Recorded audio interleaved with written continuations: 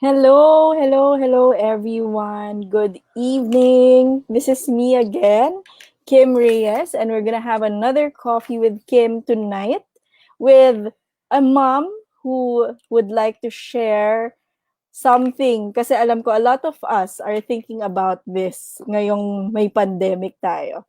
So, our guest tonight is a working mom of two kids.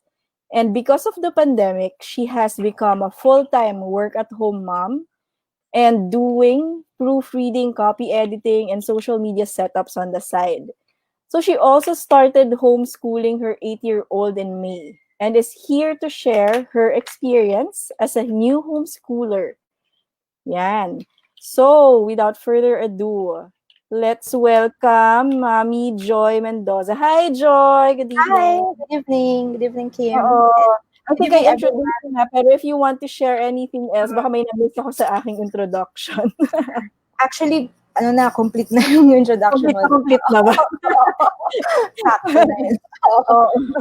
Sige, let's get to it na agad. Okay. Yung first question ko, kasi nga, I think, sabi ko ay dun sa introduction, di ba, ang daming nag-iisip mag-homeschool ngayon. Because of the pandemic, yung setup ng schooling natin ngayon. So my question is, siguro yung unang question natin, why did you decide to homeschool? Yeah, actually, my decision to homeschool was not made during the pandemic. I have been thinking about homeschooling our kid or our eldest son for more than 2 years already. Mhm. So during those years, I've been reading several homeschooling guides and stories Yeah. from the seasoned homeschooling families. Mhm. But then I didn't enroll my kid sa isang homeschooling provider before because I wasn't 100% committed to it yet. I had my doubts and hesitation. So last school year, we still enrolled our son in a conventional school. And during this time, there were some circumstances in the school that somehow strengthened my desire to homeschool him.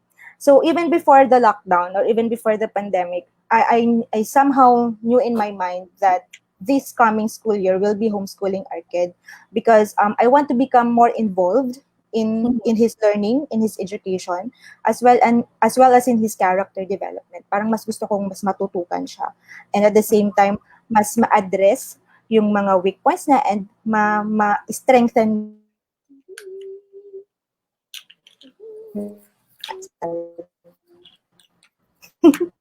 Ayan, medyo nawala tayo ng konti.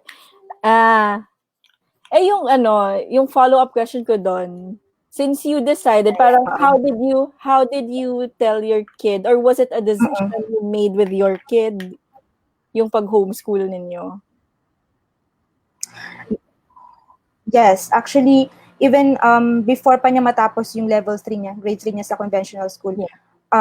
nababanggit-banggit ko sa kanya and may mga instances na natatanong ko siya, how do you feel about homeschooling? Then explain ko ano yung homeschooling setup. And then thankfully, he's very excited. He's very excited about it because parang sinabi niya na he wants me to become his teacher full time. So na-excite, parang doon na-encourage ako doon sa prospect na i-homeschool siya because of that. Oh, medyo na. Okay, let's wait for Joy to come back. Ayan, nawala ka ng konti. Oo nga eh. Wala. Sorry. Meron ka bang experience ng teaching? Or Wala. Wow. Wala. Pero sa church kasi namin, nakakapag-teach ako ng Sunday school sa kids and even sa mga sa ages 12 years old, ganyan. So, in a way, ang experience ko sa teaching sa church. Pero yung formal na teaching sa school, wala. So, But my parents, actually, both of my parents are both public school teachers. That's good. Magkakaroon ka ng support if ever kailangan ng help mo. Mami ka ng teacher. Ayan. Yung mo, because I mentioned to you kanina before our live, right? Sabi ko, I'm also thinking of homeschooling my kids. Oo, kasi, pero hindi pa rin ako 100% eh. Kasi marami parang ang dami mong kailangan i-consider. And we haven't really, sorry baby, it's okay. I'll come here to one. Ayan. Ang dami ka pang consider. Gusto niya mag-breastfeed. Sabi, while we're live. Ayan. Ano, so ang isang question pa dyan, since like you, yung kids ko rin, if ever we do homeschooling this year, how do you shift? Parang what are your tips if you're Mhm. shifting from, kasi katulad pareho tayo, we got used Oo. to regular school, di ba? So how do you shift from yung regular Mm, schooling mm. to homeschooling? Kasi you started May, Yeah. tama no? May. So start na yung school year ninyo? May, ako, yung talagang oo, nag-start kami ng May kasi napansin ko bored na yung anak ko kasi since March pa naka-lockdown. So, nag-start kami ng May. So what are your tips sa pag-shift natin from Tips, regular to okay. school? Yeah. Siguro first is when you're considering to homeschool your kid, first you have to know or to really determine yung reason why you are deciding to homeschool, because your reason or your vision for your kid or for your family would serve as your foundation as you navigate the journey with your kid. Kasi kasi hindi siya madali. Hindi True. madali ang pag-homeschool ng bata, lalo na pag working ka. Lalo na Yes. kung may stress ka rin kinakaharap sa work mo. So, hindi siya madali. So, first you have to outline your reasons.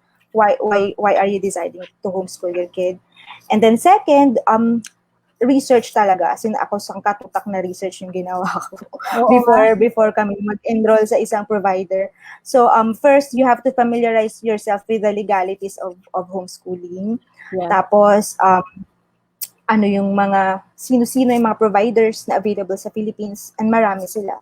So, hindi madaling mag-zero in sa isang provider lang. And siguro may i-mention ko rin kasi mayroong tinatawag na independent homeschooling eh. Yes. Parang you're not enrolling your kid to a provider or to an institution, but rather you use your own curriculum, you use your own resources and materials. So that's independent schooling. However, ang mangyayari doon, pag nag-decide ka na mag-indie or mag-independent homeschooling and you decide for your kid to be re-enrolled in a conventional school, then the kid should take the PEPT Yes, test. the DepEd yan, no?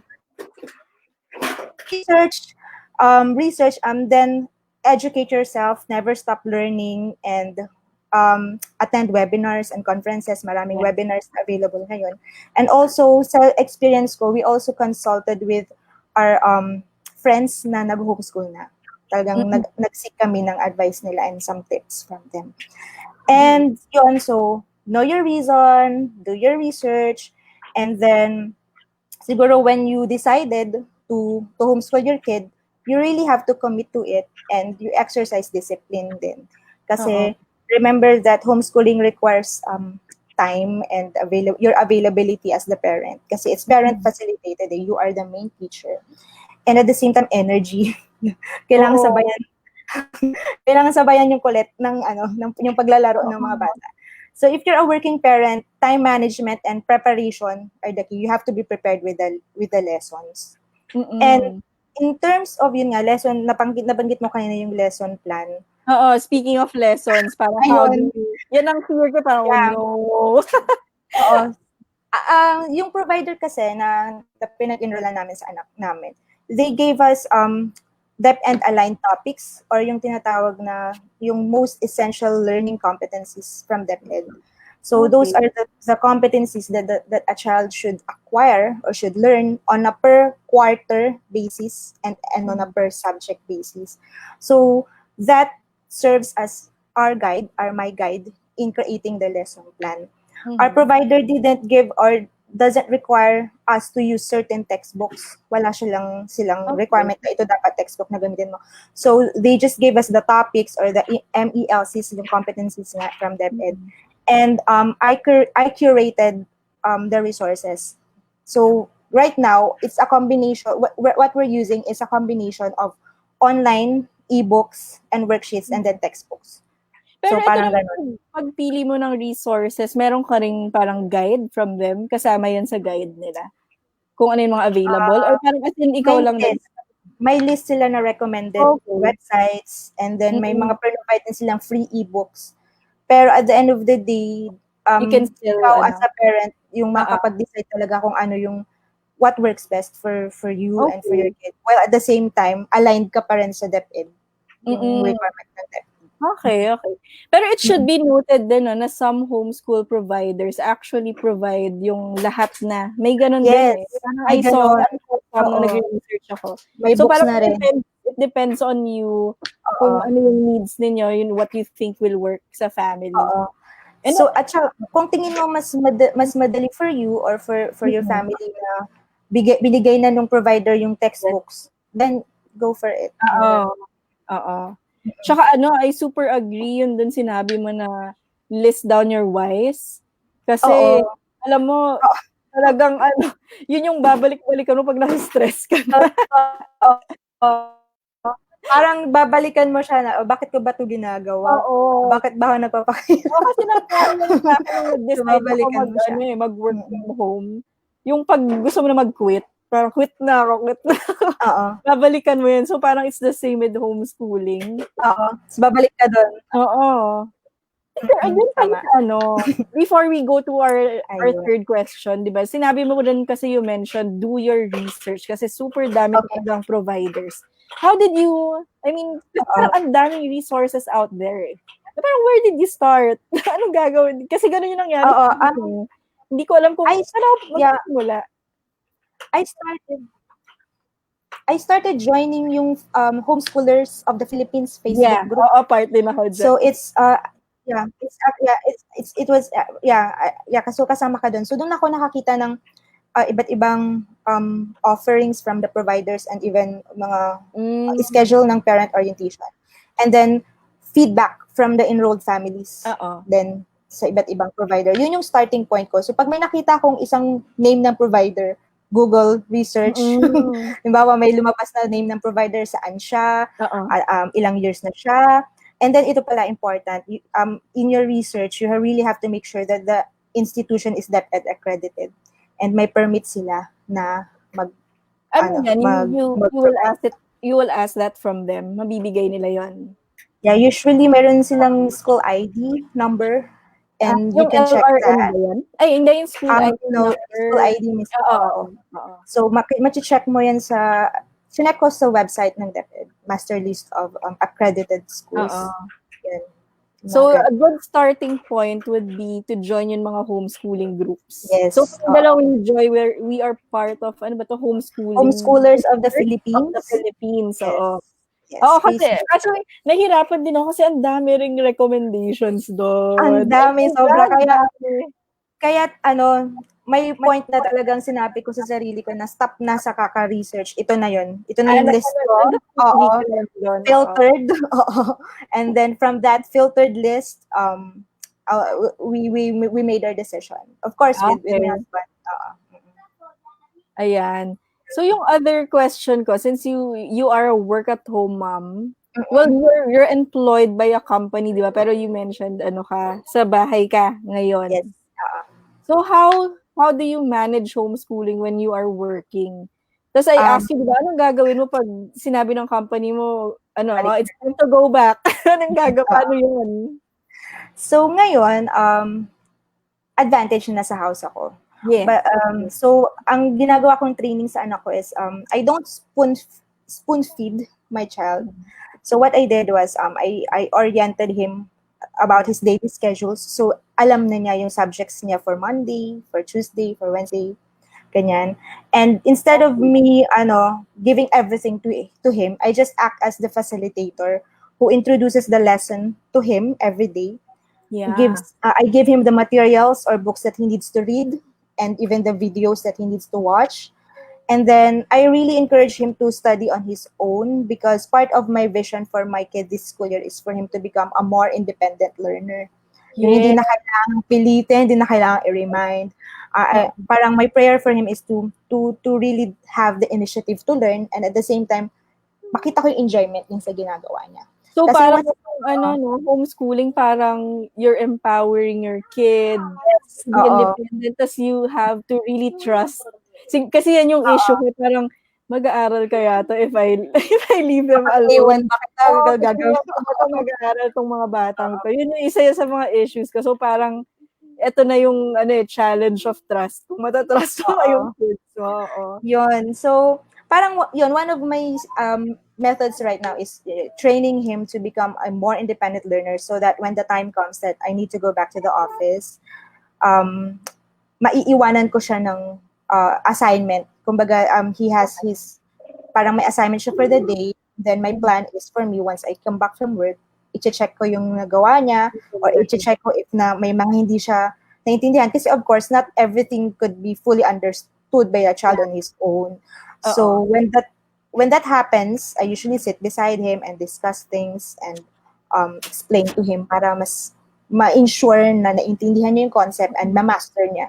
May mastery and understanding ng ano. Okay, that's good ha.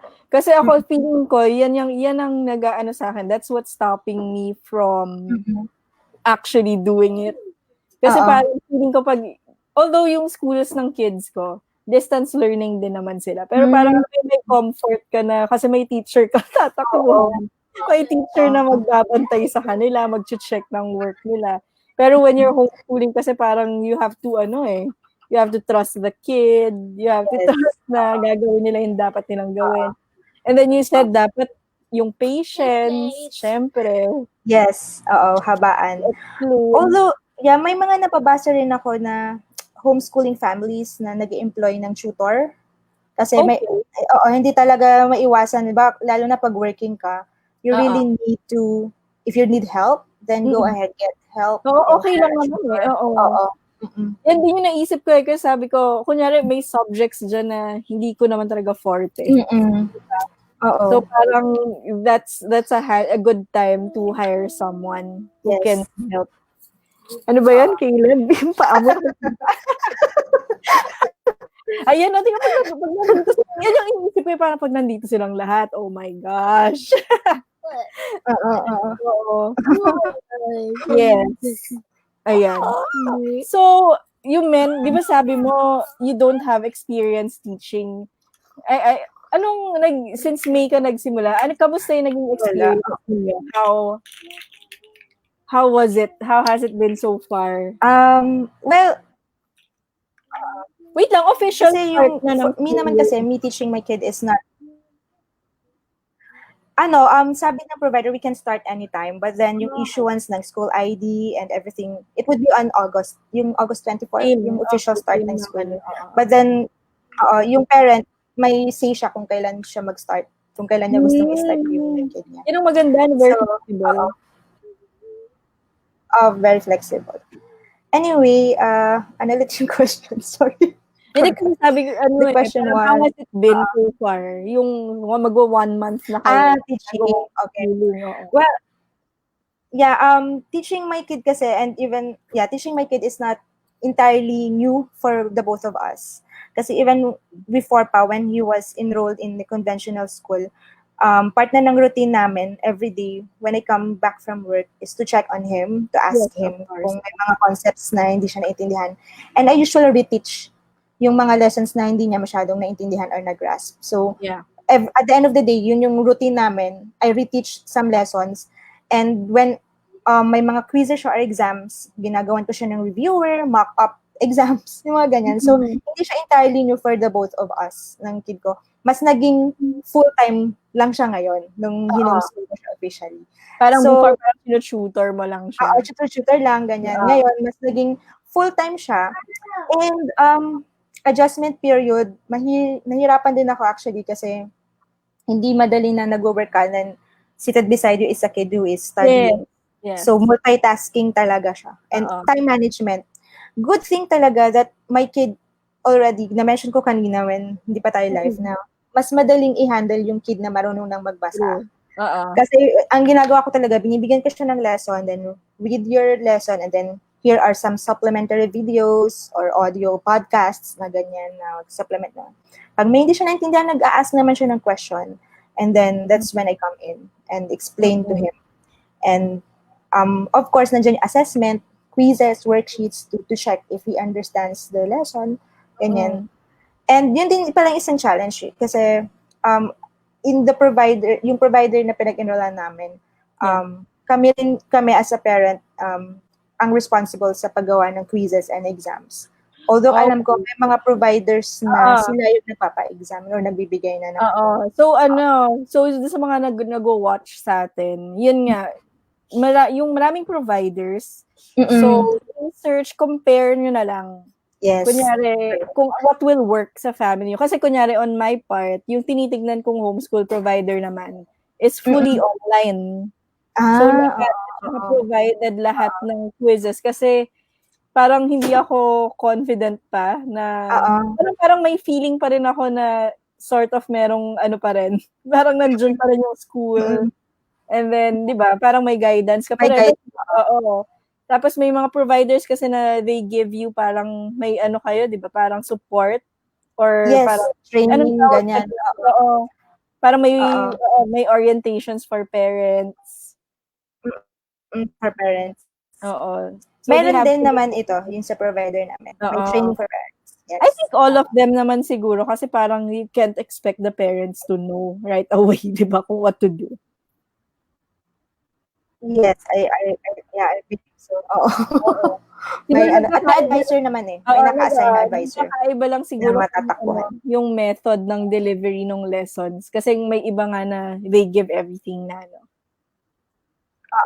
Oo. Yes, yes. Ayan. Tama. Let me look at the comments muna. Ayun. Kasi baka may questions. If you have questions, guys, comment Okay. lang. Kita namin. Ayan. Ako, sa totoo lang, hindi ko pa ini-enroll talaga yung kids ko. Kasi, sabi ko nga kay Joy kanina, 50-50 pa ako. Mm-mm. Actually, grade 1 pa lang sila. Mm-mm. Iniisip ko na. Yung isa ko grade 3, incoming grade 4. May homeschool. Tatlong taon na yan. Tapos may isa akong incoming na grade 2. So, yun nga, siguro what's holding me back. At saka iniisip ko rin kasi yung transition ng kids. Kasi you have to consider din kung yung kid mo would, di ba, would like to do it din. Kasi I remember Yes. my friend, Oo. si Donna. Yeah, si Donna, when I was talking to her, she guested even before.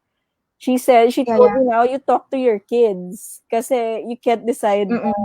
mag-homeschool, ikaw lang nag-decide. Dapat gusto rin nila. Oo. Mm-mm.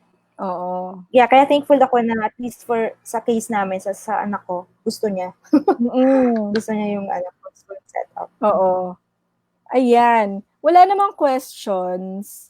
So if do you have like last tips for them? Kunyari, for those who are on the fence about it, or for those who are just starting out, yung mga ganyan. Oo. Ayun, siguro, tip talaga. I heard yung founder ng Homeschoolers of the Philippines, si Miss Donna Pangilinan Simpao. I watched one of her webinars before, and she said something like, this is not verbatim, pero parang sinabi niya is, parang there are many or billions of homeschool setups in the whole world, but when it comes to your family, but when it comes to your kid, the only expert is you. Yan. So, ikaw talaga ang expert pagdating sa anak mo, pagdating sa family mo. Mas alam mo kung ano ang needs ng family mo ngayon. Mas alam mo kung ano ang needs ng anak mo. So, whether you decide to homeschool your kid or to enroll your kid in a conventional school, make that decision coming from yung mind mo and heart mo na nagdi-desire na ibigay yung best para sa anak mo. Ayun. Kasi ikaw talaga yung expert pagdating sa anak mo. Oo, ikaw naman nagpalaki talaga. Oo. And when you decide to homeschool your kid, I would also like to share one of the concepts or lessons that I've learned in one of the parenting books that I've read. This is, yung parenting book na yun is entitled Motivate, written by Pastor Peter Tanchi, together with his wife sa CCF. Sabi doon, children are so good in copying us. Actually, hindi sila nakikinig sa sinasabi mo. Pero ginagaya nila yung nakikita, yung ginagawa mo. They're watching you. So, when you homeschool your kid, modeling is the most effective way of teaching them. So, if you want your kid to show sympathy, humility, patience, then yun yung dapat makita nila sa'yo. Yung ganon. Nako, And it's challenging actually, yan, no? yeah, one of Challenging talaga yun, parang wake-up call sa akin kasi may mga times talaga na may disconnect sa sinasabi ko sa anak ko at sa pinapakita ko. So, Oo, totoo yun talaga. naman. So, modeling is the most effective way of teaching your kid. Yan. Imo-model mo, ipapakita mo sa kanila kasi mas gagayahin talaga nila yung nakikita nila kaysa sa naririnig nila sa yun. Oo. Ayun. Totoo yun. Kasi nga palagi kong nire-remind sa sarili ko, parang the kids are watching. So, kung Oo. paano ka mag-respond sa mga situations, kahit Minsan ano pang sabi mo sa kanila, di ba? Pero pag, Oo. kasi napapansin ko yun eh, binabato nila yan sa akin pag may, kunyari, may pinagalitan Pinabalik sa'yo. sila. Oo, pinabalik eh, bakit ikaw, gano'n? Di ba? Parang, okay, they are Correct. watching. Tapos magugulat ka na lang, yung tone pati ng boses nila, nakokopya nila. Kung ano yung tone ng voice mo, minsan na-mimic na nila. Naririnig mo yung tone ng voice mo sa kanila. Oo, parang aral na aral sa'yo eh. Oo. Ayan, thank you so much, Joy. Thank Meron ka bang, you. oo, sayang I asked Joy kasi kanina kung may vlog siya. Or may Wala pa, pero planning, document. sana, Oo, share mo near sa akin future. kung meron ka na. Kasi a lot of parents kasi are looking for resources. Diba, syempre, ang hirap kasi talaga mag-decide eh. Dahil this is all, although matagal na akong homeschooling, pero parang ngayon, we are being pushed towards that shift. Diba? Yes. Oo. Kaya parang ang dami ngayong naghahanap ng information, ng support, kung ano ba talagang dapat gawin, ano ba yung choices nila. So, pag may blog ka na, Share na. diba, or Instagram, if you're documenting your share natin para may masundan sila. Okay. Ayan, thank you so much, Joy, for sharing you. your wisdom with us Yeah. tonight. Thank you for the chance or the opportunity to share and to Yes. share my experience. Ang daming nag-a-ask about that. Even me. Kaya ang inamin ko talagang, June 27 na, hindi pa rin ako decided. Maganda na we talked about it kasi na-share mo yung mga experiences. Lalo na we're both from transferring from traditional schools to sobrang iba. Ayan, again, thank you. Grabe, may paa dito sa ayan, ganito tayo pandemic. Walang personal space. Thank you again. Good night. Thank you. Good night. Bye-bye. Questions, comment lang kayo. I'll send them to Joy para sagot niya kasi hindi pa ako nag-homeschool. So, thank you. Bye. Thank you. Bye.